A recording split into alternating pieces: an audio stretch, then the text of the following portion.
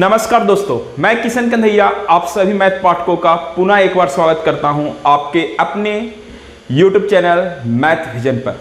तो चलिए आज हम लोग एक्सरसाइज 1.1 की शुरुआत करने वाले हैं। तो चलिए एक्सरसाइज को शुरू करेंगे। इससे पहले चलिए एक्सरसाइज की शुरुआत करते हैं। आज एक्सरसाइज की हम लोग शुरुआत करेंगे। तो एक्सरसाइज 1.1 आप लोग को शुरू करना है। तो हम आपको एक एक क्वेश्चन बताते हुए चलेंगे। तो देखिए एक्सरसाइज 1.1 का जो आपका पहला क्वेश्चन कह रहा है निम्नलिखित संख्याओं का एचसीएफ और ज्ञात कीजिए यूक्लिड विभाजन एलोगेथम का प्रयोग करके। मतलब कि जो एचसीएफ निकालने का जो हमने आपको विधि सिखाया था उसी विधि के द्वारा आपको निकालना है एचसीएफ। जो देखिए जैसे पहला क्वेश्चन नंबर आपका कह रहा है 135 और 225। देखिए ये आपका प्रश्न है और इसको यूक्लिड विभाजन एलोगेथम के द्वारा इसको हल करना है। तो इसको सबसे पहले क्या करेंगे बाबू, तो हमने आपको पहले सिखा चुका था कि इसको करना क्या है। तो इसमें बड़ी वाली संख्या है और जो है उसको a मानना है। तो बड़ी वाली संख्या 225 है तो 225 को आप a माने होंगे और छोटी वाली संख्या जो 135 है इसको हमने b मान लिया। और आपके पास इसमें हमने पढ़ा था कि a greater than b, a है जो हमेशा b से बड़ा होगा। और यह फार्मूला क्या होता था, तो फार्मूला आपका था a equal to b q plus r. यही आपका फार्मूला था और इसी फार्मूला से आपको हल करना था। तो बाबू इसको बोले थे कि अगर आप डायरेक्ट कर लेते हैं तो डायरेक्ट कर लीजिए, अगर नहीं करते हैं तो भाग विधि के द्वारा कहीं अलग एचसीएफ निकाल लीजिएगा। जैसे देखिए अभी हम यहाँ पर भाग विधि के द्वारा एचसीएफ इसको निकाल लेते हैं। तो प्रश्न का जो है 135 है छोटी संख्या और 135 से डिवाइड करना है 225 को, तो एक मरते में लग जाएगा बाबू। तो 135 माइनस करेंगे तो 0, ये 5 लेगा तो बचा 9 और ये खत्म 90। यहां से आएगा 135 फिर उठ के यहां आ जाएगा और इसके बाद फिर डिवाइड करेंगे तो एक मरते में लग जाएगा 19 और घटाने के बाद बनेगा 45।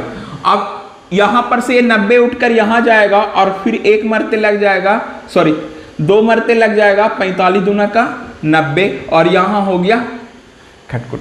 अब आपको हमने सिखाया था, याद कीजिए कि जब हम इसको हम लिखना चालू करेंगे तो लिखना कैसे है।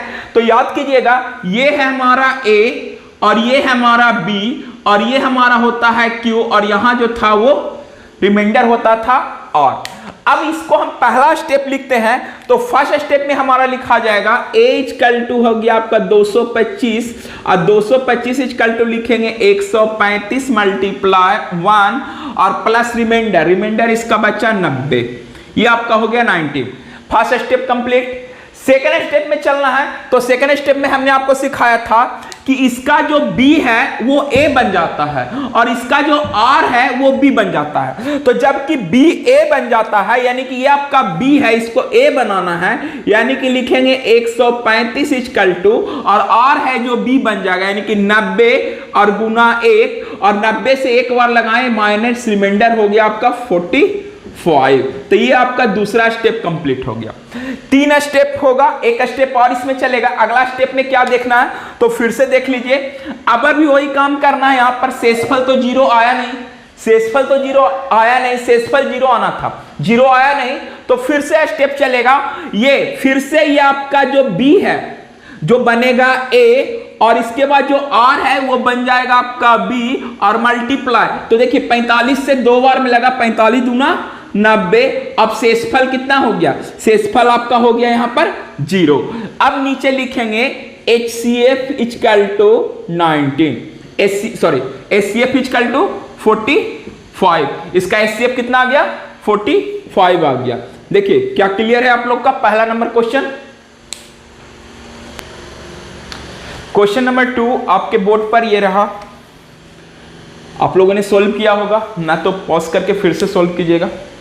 चलिए क्वेश्चन नंबर 2 बनाने की कोशिश करते हैं। करना क्या है वही है स्टेप। सबसे पहला स्टेप बड़ी वाली संख्या को a मानना है और छोटी वाली संख्या को b मानना। तो बड़ी वाली संख्या आपका ये हो गया तो a इक्वल टू हम लिखेंगे 38,220 और b इक्वल टू लिखेंगे 196 हो गया। अब बाबू एक चीज जान लीजिए, तो इसमें फिर वही काम करना है कि a greater than b, a है जो b से क्या है बड़ा है, और इसका वही फॉर्मूला जो हमने पढ़ा a बराबर BQ प्लस R, ये आपका फॉर्मूला, इसी कॉन्सेप्ट फॉर्मूला पर आपको इसको हल करना। अब हल करने के लिए सबसे पहला काम क्या करना है कि आपको डायरेक्ट पता नहीं चल रहा है तो साइड में कहीं पर जाकर वही काम करना है HCF निकालने के लिए। तो HCF निकालने के लिए हमको 196 से इसको डिवाइड करना होगा, कितना को 38,220। अब बाबू ये बताइए क्या आपको 196 का पहाड़ आता है? अगर नहीं आता है तो कोई टेंशन नहीं है, आंख मूंद के देखिए कैसे हल होगा। देखो अब तो 196 का आता नहीं है, HCF लगाते हैं। तो HCF का होता है कि जितना बार में लगे एक ही बार लगाना है, तो जितना बार में लगे तो एक ही बार लगाना है। 196 से अगर एक बार भी लगाएं तो नहीं लगेगा, यानी कोई एक बहुत बड़ी संख्या को 196 से गुना करेंगे तब ये लगेगा। इस स्थिति में आपको एक ही काम करना है, क्या करना है कि जैसे सिंपल भाग करते हैं ना, साइड में और कहीं जाना है और फिर से इसको भाग लगाना। 196 को भागा लगाना है आपको, 196 से भागा लगाना है 3820 को। तो देखो बाबू सबसे पहले देखो कि 196 का तो हमको पहाड़ा नहीं आता, लेकिन 19 का पहाड़ा जरूर आता होगा। तो इधर देखिए 1 अंक 2 अंक 3 अंक, और इधर देखिए 1 अंक 2 अंक 3 अंक। 196 3 अंक इधर हो गया, 382 3 अंक इधर हो गया। बताइए कौन बड़ा, 196 की 382? तो आप एक्चुअली बोलेंगे कि 382 बड़ा। अब देखो बुआ, तो इधर का 2 अंक लीजिए और इधर का 2 अंक लीजिए। मतलब मेरा कहने का तात्पर्य है कि आप 19 का पहाड़ा पढ़िए और 38 से कम आना चाहिए, 38 से ज्यादा नहीं आना चाहिए, 38 से कम आना चाहिए। तो 19 दूनी 38, तो 2 बार में 38 आ रहा है, 38 से ज्यादा आ रहा है, यानी कि एक ही बार लगेगा। कितना बार लगेगा? एक बार। और एक से पूरा को मल्टीप्लाई कर देंगे तो 196, और 196 आने के बाद इसको घटाएंगे तो 5 लेंगे तो यहाँ हो गया 6, ये हो गया आपका 7, इससे 5 लेगा तो 17, 17 में से 9 गया 8, और ये आपका बच गया कितना 2, 2 में से 1 गया 1, 186 बच गया बाबू। अब यहां से उतरा आपका कितना 2, कितना उतरा 2, 2 उतरने के बाद बोलिए बाबू भागा लगेगा। अब देखिए यहां पर कितना अंक है 3 अंक, और यहां पर कितना अंक है 4 अंक। तो एक काम कीजिए 19 का पहाड़ा पढ़िए, अबरी 186 से कम आना चाहिए। 19 का पहाड़ा आता है सबको, थोड़ा सा पढ़ के देखिए कितना बार में लगेगा। 19 दहाको 990, 19 दहाको 190, तो 190 10 बार में हो रहा है, तो 10 बार में भागा नहीं लगाएंगे, यानी कि इसको 9 बार हम लगा सकते हैं। कितना बार लगा सकते हैं? 9 बार। 9 से मल्टीप्लाई करेंगे, 9 छक्का 54 के 4, हाथ में रह गया 5, और 9 में 81 या 5 86 के 6, हाथ में रह गया 8, और 9 और 8 17। फिर से देख लीजिएगा, 9 छक्का 54 के 4, हाथ में रहा 5, 9 में 81 और 1 5 86 के 6, हाथ में रहा 8, और 9 1 का 9 और 8 17। इसको घटाएंगे तो ये 5 हो गया 12, 12 में से 4 गया तो बचा 8, ये हो गया आपका 5, 5 लिए तो हो गया 15, 15 में से 6 गया तो बचा 9, और ये 7 में से 7 गया कटकुट, और 1 में से 1 गया कटकुट।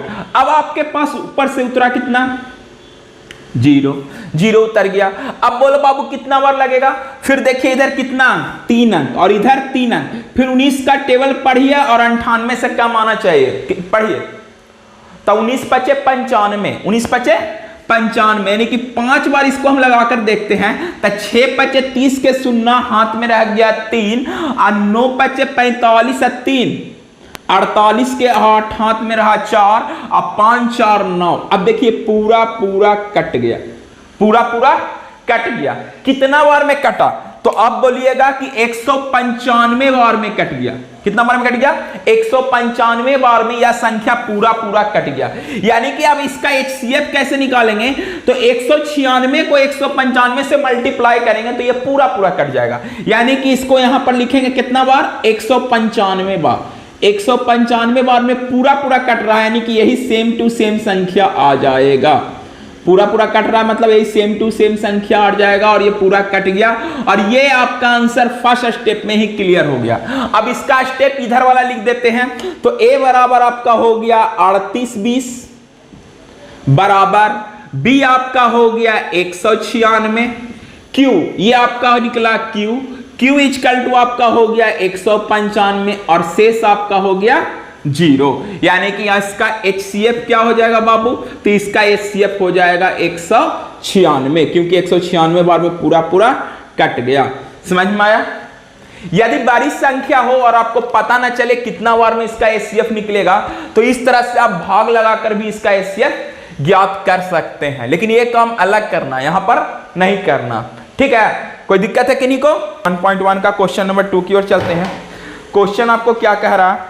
कह रहा है दर्शाइए कि कोई भी धनात्मक विषम पूर्णांक q 6q + 1 या 6q + 3 या 6q + 5 के रूप में होगा। देखिए प्रश्न आपका कह रहा है कि दर्शाना है कि कोई धनात्मक पूर्णांक है जो 6q + 1 या 6q + 3 या 6q + 5 के रूप में होगा। यह कौन सा पूर्णांक है? तो विषम पूर्णांक, विषम और घनात्मक विषम पूर्णांक, घनात्मक विषम पूर्णांक की बात कर रहा है। अब देखो एक चीज को गौर कीजिएगा, यह प्रश्न इतना आसान है कि आप अगर समझ जाइएगा तो इसको अपने से बना लीजिएगा। तो इसको समझना कैसे है, बस इसी चीज को अभी हम लोग देखेंगे कि समझे कैसे। तो देखो बाबू कि प्रश्न के हिसाब में अगर हम देखें तो यहां पर हमको दिया गया है 6q + 1, ये कुछ नहीं तो a1 तो जरूर होगा, a1 होगा ना बुआ। अब देखो कि अब याद करो कि जब हम भाग लगाते थे तो भाग लगाने के दौरान यहां पर a रहता था, यहां पर b रहता था, यहां पर q रहता था और यहां जो बचता था वो r होता था। वो क्या होता था? r होता था। पहली चीज। दूसरी चीज, एक हम सिंपल सा भागा अगर आपको करके दिखाते हैं, जैसे अगर हम 2 है और 2 से भागा लगाएं 9 को, या 2 नहीं 4 लेते हैं, 4 है, 4 से भागा लगाए 9 को, तो 2 दूना के 4 दूना के 8 बचा शेष 1। अगर 4 है, 4 से भागा लगाते हैं 7 को, तो कितना? एक बार में 4 बचा 3। अगर 4 है, 4 से भागा लगाते हैं अगर 8 को, तो कितना? एक बार 2 बार में 4 दूना के 8। अगर 4 है और 4 से भागा लगाते हैं 6 को, तो एक बार में 4 बचा कितना? 2। अगर 4 है, 4 को भागा लगाते हैं 5 में, तो एक बार में 4 शेष बचा 1। अगर 4 है, 4 को 4 से डिवाइड करते हैं तो एक बार में 4 कटकुट। अब देखो हम ये इतना सारा भाग लगाकर हम आपको एक ही चीज दिखाना चाह रहे थे। दिखाना क्या चाह रहे थे, जिस पर गौर कीजिएगा। दिखाना ये चाह रहे थे कि यहाँ 4 है तो शेषफल क्या है? 2 है। यहां 4 है तो शेषफल क्या है? 1 है। यहां 4 है तो शेषफल क्या है? 1 है। यहां 4 है तो शेषफल क्या है? 0 है। यहां 4 है तो शेषफल क्या है? 3 है। यहां 4 है तो शेषफल क्या है? 0 है।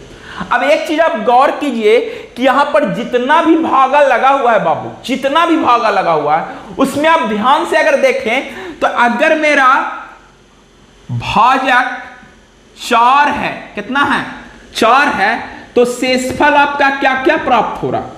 या तो यहां देखिए 0, यहां भी देखिए आपका 0, या फिर 1, या फिर देखिए यहां 2, या फिर 3। कहीं पर 4 नजर आ रहा है? कहीं पर 4 नजर आ रहा है? नहीं आ रहा। 4 कभी आ ही नहीं सकता है। और 4 ही नहीं, अगर 5, 6, 7, 8, 9 की बात किया जाए ना, तो वो भी नहीं हो सकता। वो भी आपका नहीं हो सकता। क्यों? कि कभी भी आपका भाजक शेषफल से बड़ा नहीं हो सकता। भाजक है जो शेषफल से बड़ा नहीं हो सकता। तो हम लिखेंगे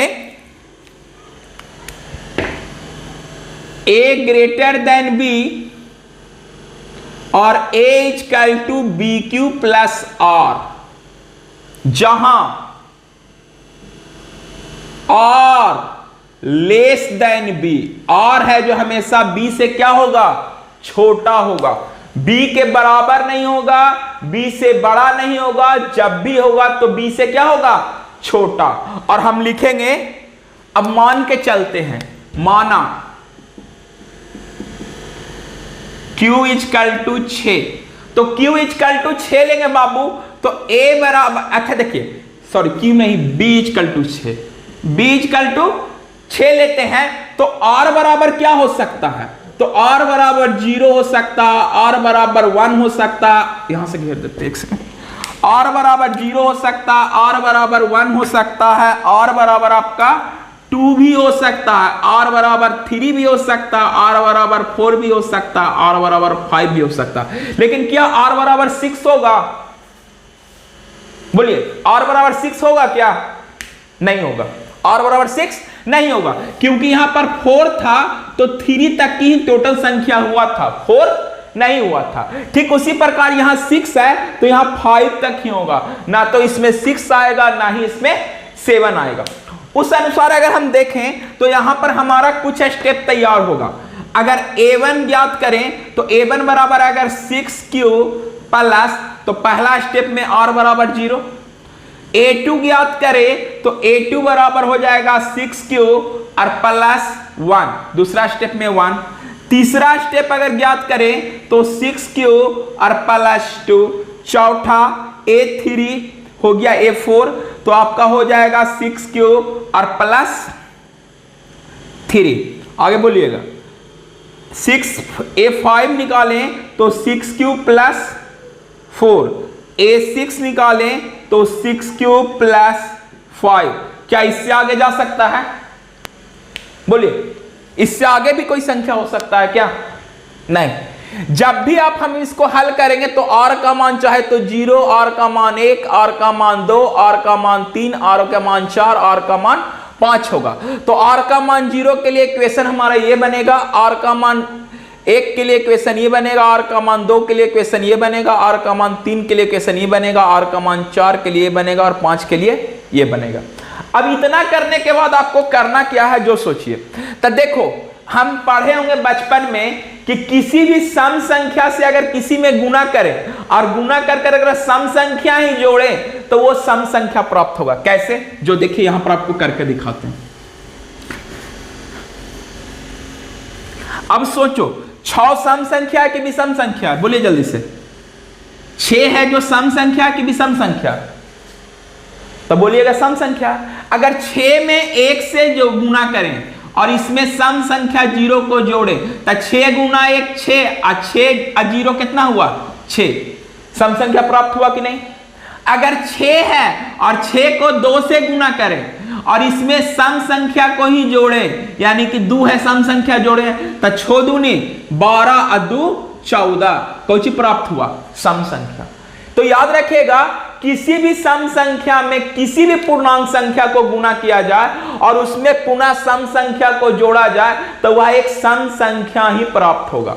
लेकिन अगर इसमें करें ये 6 है और 6 को किसी भी संख्या से गुना कर दें, अगर सम संख्या से भी गुना करें और इसमें कोई विषम संख्या को जोड़ें तो ये जो संख्या प्राप्त होगा ये विषम प्राप्त होगा। याद रखिएगा कि सम संख्या गुना पूर्णांक संख्या, माने कोई भी संख्या या पूर्ण संख्या की हम बात कर ले, चलिए पूर्ण संख्या को आपस में गुना करके और अगर सम जोड़ते हैं तो हमेशा सम संख्या ही प्राप्त होगा, ठीक है। और अगर सम संख्या गुना पूर्ण संख्या या पूर्णांक संख्या कोई भी संख्या और इसके बाद इसमें विषम संख्या को जोड़ देंगे तो हमेशा विषम संख्या ही प्राप्त होगा। ये आप लोग बचपन में पढ़े होंगे 6, 7, 8 में। याद रखिएगा कि कभी भी सम संख्या को पूर्ण संख्या से गुना किया जाए और विषम संख्या को जोड़ा जाए तो विषम संख्या प्राप्त होगा। तब बाबू देखो जैसे इसको करेंगे तो कितना हो गया, 6 दूनी 12 और 1 13, 6 दूनी 12 1 13, 13 क्या है, विषम संख्या। उसी तरह अगर करें 6 गुना 3 भी कर दें और इसमें विषम संख्या 3 विषम संख्या तो 6 तिया 18 3 21, क्या प्राप्त हुआ, विषम संख्या। अगर 6 गुना 5 भी कर दें और इसमें 5 विषम संख्या इसको जोड़ें तो 6 पंजा 30 30 5 35, कौन संख्या प्राप्त हुआ, विषम संख्या। यानी कि आपको अब यहां पर देखना है कि कौन कौन सा कॉलम ये है, कौन कौन सा वाला संख्या ऐसा है जो विषम संख्या जोड़ा गया। तो देखिए विषम संख्या जोड़ा गया है इसमें, विषम संख्या जोड़ा गया इसमें, और विषम संख्या जोड़ा गया इसमें। इसके बाद नीचे लिखेंगे अतः हम कह सकते हैं कि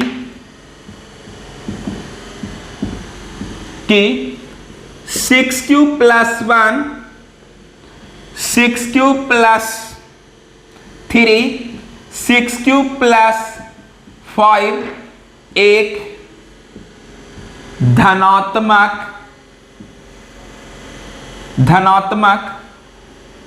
विषम पूर्णांक है। समझे?